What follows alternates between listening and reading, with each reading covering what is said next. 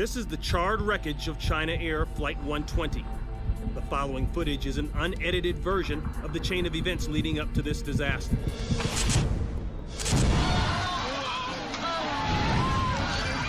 Minutes after landing in Okinawa, Japan, engine number 1 is already engulfed in flames. In such an emergency, commercial airlines are required to evacuate within 90 seconds. One by one, passengers on board jettison to safety. As they see the fire, they realize just how dangerous the situation really is. Beneath the engine, leaking fuel is ignited. They realize that this plane could explode at any moment.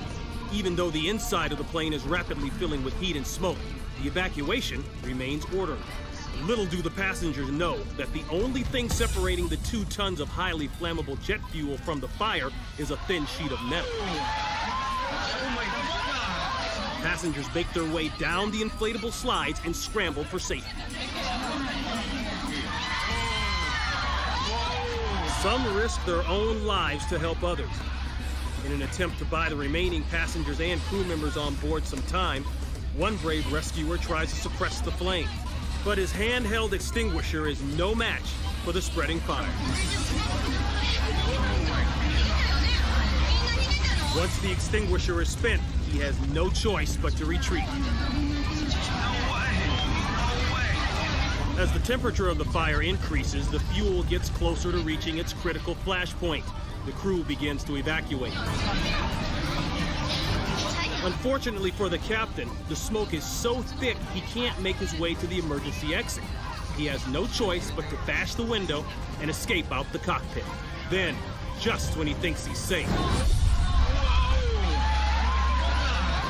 the massive explosion nearly rips the plane in half. The blast is so powerful, the captain is propelled out of the window and drops to the ground 2 stories below.